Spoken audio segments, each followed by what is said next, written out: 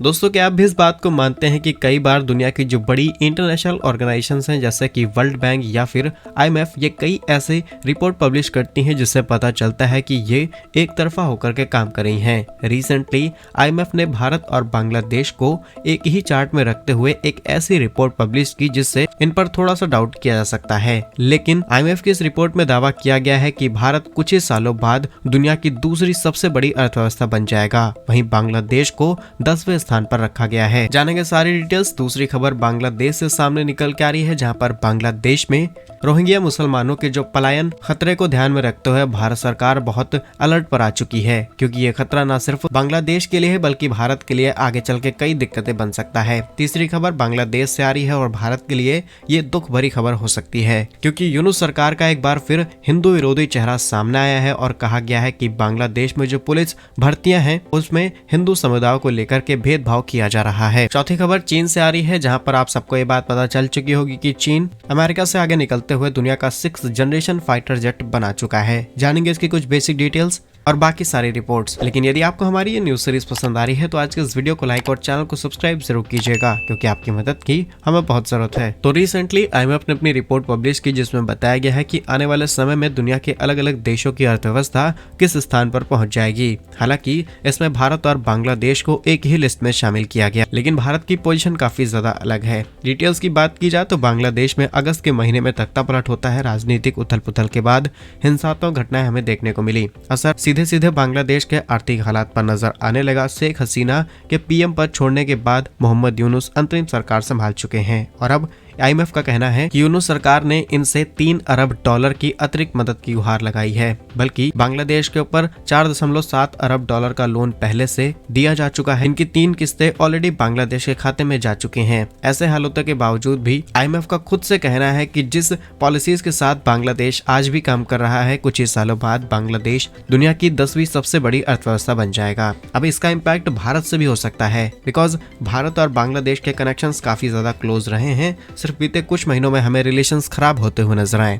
और आप जानते होंगे कि हमारे जो भी पड़ोसी देश हैं जिनके साथ हमारे फ्रेंडली रिलेशन है, अगर इंडिया डेवलप होता है तो डेफिनेटली इन देशों पर भी इम्पैक्ट पड़ेगा। आंकड़ों के मुताबिक बात की जाए तो IMF का कहना है कि 2025 में बांग्लादेश की जो ग्रोथ रेट है वो 3.8% के साथ रहेगी। वहीं अक्टूबर 24 के अंदर 4.5% की ग्रोथ रेट के आंकड़े हमें देखने को मिले हैं। लेकिन लगभग 51 सालों बाद बांग्लादेश दुनिया की 10वीं सबसे बड़ी अर्थव्यवस्था वाला देश बन जाएगा। करंटली बांग्लादेश $437 अरब की GDP के साथ दुनिया की 34वीं सबसे बड़ी अर्थव्यवस्था वाला देश बना जाता है। अब देखने वाली बात ये रहेगी कि 2075 तक ये कैसे 10वें स्थान पर आते हैं, और अगर इसी तरीके से यूनुस सरकार जो फैसले ले रही है भारत के विरोध में जाकर के, ये शायद बांग्लादेश की अर्थव्यवस्था को और ज्यादा गिरा सकते हैं। वहीं IMF की इस रिपोर्ट में भारत और पाकिस्तान का भी जिक्र किया गया है। पाकिस्तान 51 सालों बाद बांग्लादेश से भी पीछे जा सकता है। वहीं अब बात करते हैं भारत की GDP की। अगर रिसेंट डेटा की बात की जाए तो उन्होंने प्रेडिक्शन निकाला है कि 2025 में भारत तीसरे स्थान पर आ जाएगा, और इसके पीछे जर्मनी और जापान कारण बन रहे हैं, क्योंकि जापान की ग्रोथ रेट ज्यादा देखने को नहीं मिल रही। इसके अलावा जर्मनी के अंदर राजनीतिक उथल पुथल हो रही है। जो मैन्युफैक्चरिंग इंडस्ट्री थी जर्मनी की,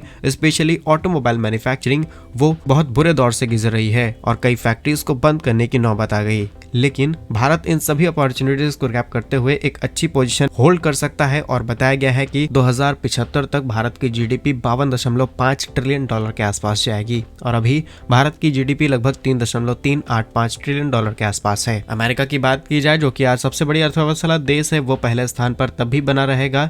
चाइना तीसरे स्थान पर जा सकता है और भारत दूसरे स्थान पर आ जाएगा। फिलहाल के लिए चाइना हमसे बहुत आगे है, और दूसरे स्थान तक पहुंचने के लिए अभी हमें कई बड़ी चेंजेस और कई पॉलिसीज को चेंज करना होगा अपने देश के अंदर। आपके हिसाब से IMF का ये प्रेडिक्शन कितने % सही हो सकता है? जो भी आपका आंसर है कमेंट्स में जरूर लिखिएगा। दूसरी खबर बांग्लादेश से सामने निकल के आ रही है, लेकिन बांग्लादेश के अंदर लगातार रोहिंग्या मुसलमानों के पलायन के खतरे को ध्यान में रखते हुए अब भारत अलर्ट पर आ चुका है और भारत पूरी मॉनिटरिंग कर रहा है। जानकारी के लिए आपको बता दें कि पिछले 2 हफ्तों में म्यांमार की आंतरिक स्थिति काफी ज्यादा खराब हो चुकी है। खासतौर पर रखाइन प्रांत में हमें जो देखने को मिला वो काफी ज्यादा खतरनाक था, और देखने को ये मिला जहाँ जोटा की नेतृत्व वाली सैन्य सरकार अपनी जमीनों पर कब्जा खो चुकी है, वहीं विद्रोही ग्रुप यानी कि अराकान आर्मी की पकड़ लगातार मजबूत होती चली जा रही है। और इसका असर हमें बांग्लादेश म्यांमार सीमा पर देखने को मिला, जहां पर कुछ हिस्सों को कब्जाया गया, कई सैनिकों को मारे जाने की खबर आई और इसी के साथ बहुत तेजी से पलायन बॉर्डर के इस पार होना शुरू हो चुका है। अब ये टेंशन सिर्फ बांग्लादेश की नहीं बल्कि भारत की भी, और भारत ने भी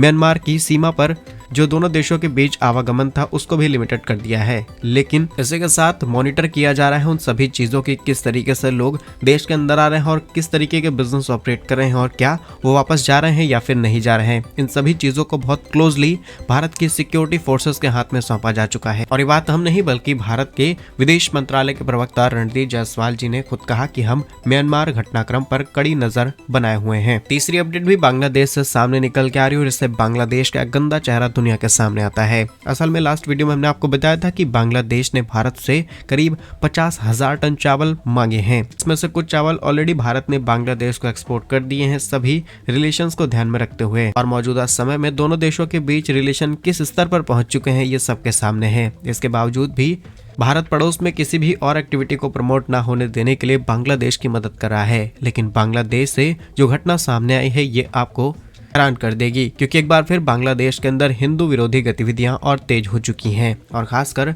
नई अंतरिम सरकार कई नीतियों को इस तरीके से प्रमोट कर रही है जिससे ये खुद इस विरोध को प्रमोट कर रहे हैं। अब यूनुस सरकार के ऊपर आरोप लगाया गया है कि वह देश के अंदर कुछ ऐसे कानून लाने की तैयारी में है और कुछ ऐसे कानूनों को इनलीगली प्रमोट भी किया जा रहा है जिससे देश को हिंदू मुक्त बनाने की दिशा में काम किया जा सके। फिलहाल के लिए एबीपी रिपोर्ट के मुताबिक बांग्लादेश के गृह मंत्रालय और लोक सेवा आयोग ने निर्देश जारी किया है कि कांस्टेबल से लेकर पुलिस के जो उच्च पदों तक की जो भर्तियां हैं वहां पर किसी भी हिंदू को नियुक्त न किया जाए। और इसी कारण की वजह से 1500 से भी अधिक हिंदू उम्मीदवारों के आवेदन को खारिज किया जा चुका है। जानकारी के लिए आपको बता दें कि बांग्लादेश में पुलिस कर्मियों की भर्तियों को लेकर के काफी लंबे समय से सिलसिला चला रहा था और भर्तियां भी निकाली गई थी। बांग्लादेश ने लगभग 80,000 पुलिस कर्मियों की भर्ती निकाली थी और अब वो भर्तियों को पूरी तरीके से रद्द किया गया है। 2025 में इन्हें फिर से जारी किया जाएगा जिसमें हिंदू अभ्यर्थियों को बाहर रखा गया है। और इसके अलावा दूसरी तरफ बांग्लादेश के अंदर हिंदुओं पर लगातार हमला हो रहा है, उन पर उत्पीड़न हो रहा है और तमाम तरीके की ऐसी चीजें हमें देखने को मिल रही हैं, चाहे उनके धार्मिक स्थल हो या फिर